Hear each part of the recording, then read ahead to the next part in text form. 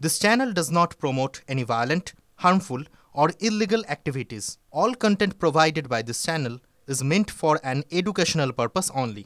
Top quality और consistent performance के लिए सिर्फ सिल्वर पंप नाम याद रखना। টিভি9 বাংলায় লাগাতার সেই খবর সম্প্রচার হয়েছে। লাগাতার আমরা মানুষের সমস্যার কথা তুলে ধরেছি। হাওড়ার জল সংকট সেই খবর আমাদের দেখাতে, সেখানকার মানুষজনের ক্ষোভ দেখাতে উদ্যোগ অবশেষে দেখতে পাওয়া গিয়েছে। ফলে আমরা বলতেই পারি টিভি9 বাংলার খবরের জোর।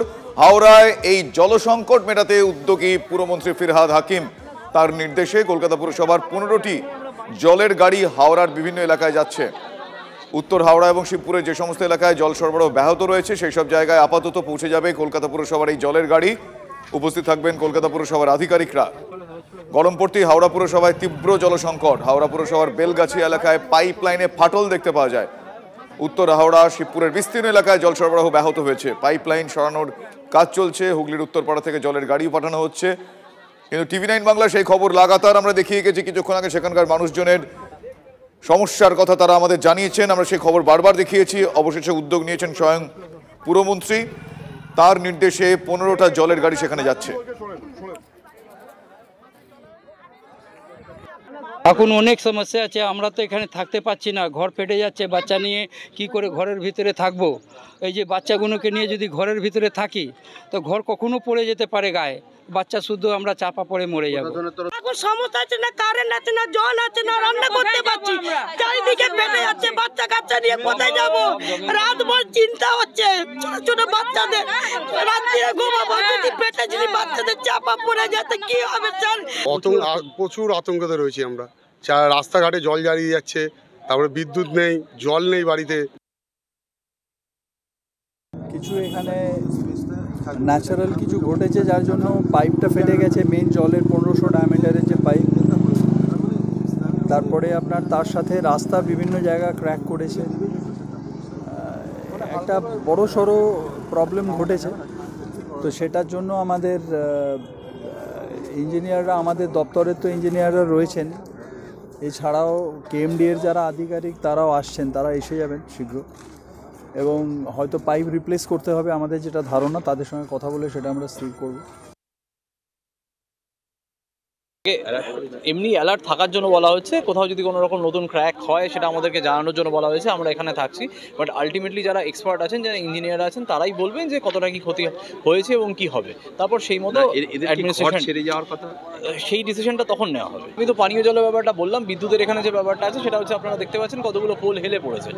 তো তাই জন্য যেটা হয়েছে, এখানে হাই টেনশন যে ওয়্যারসগুলো ছিল সেখানে কিছু ফ্ল্যাশ দেখা দিয়েছিল।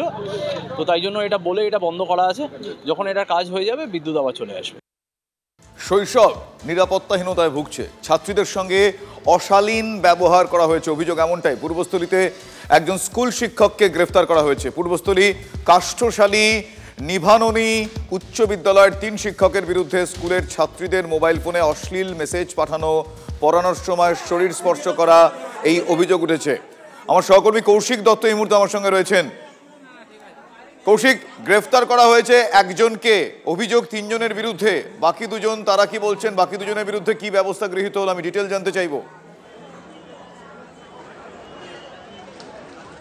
দেখো, পূর্বস্থলী স্কুলে যে ঘটনা ঘটেছে, পড়ানোর নাম করে ছাত্রীদের শরীর স্পর্শ করা বা রাত্রে ছাত্রীদের মোবাইল ফোনে অশ্লীল মেসেজ পাঠানো, এই ঘটনায় কিন্তু 3 শিক্ষকের নামে অভিযোগ উঠেছিল। এবং যথারীতি কালকে এলাকাবাসী ও যারা অভিভাবক তাদের বিক্ষোভে চাপে পড়ে কিন্তু ইতিমধ্যে একজন শিক্ষক, তার নাম বিজয় সর্দার, তাকে ইতিমধ্যে গ্রেপ্তার করা হয়েছে। তাকে কালনা আদালতে আজকে পাঠানো হচ্ছে। পাশাপাশি 2 জন যে শিক্ষক অভিযুক্ত, তারা আজকে স্কুলে না এলেও যেটা জানা গেছে যে তাদের খোঁজে কিন্তু ইতিমধ্যে পুলিশ তল্লাশি শুরু করেছে।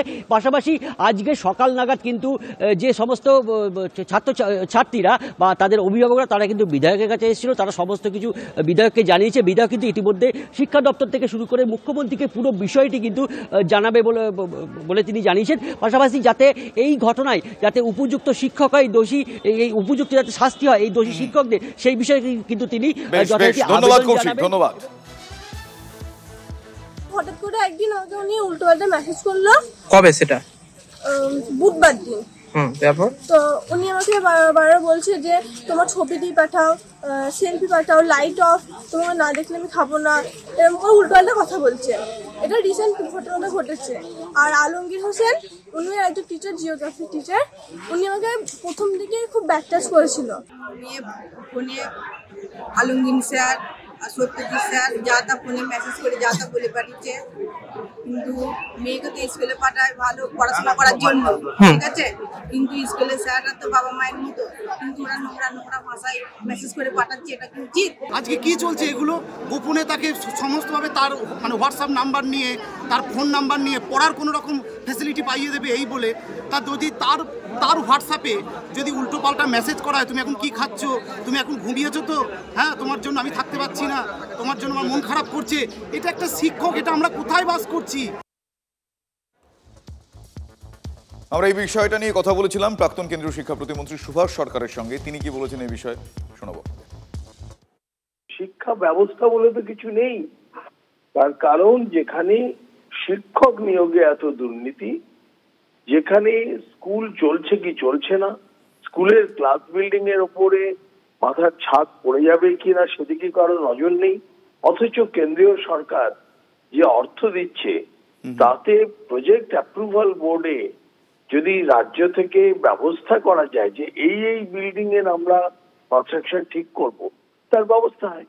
আর পুলিশকে তো একেবারে মানে দলদাস বানিয়ে রাখা হয়েছে। পুলিশের কাজ হচ্ছে তৃণমূলের নেতাদেরকে, তাদেরকে তোলাবাজি এবং সমস্ত অপরাধমূলক কাজে সহযোগিতা করা, তাদেরকে বাঁচানো। এটা থেকে যতক্ষণ না বিরত হবে ততক্ষণ পশ্চিমবঙ্গের সর্বত্র এই হবে।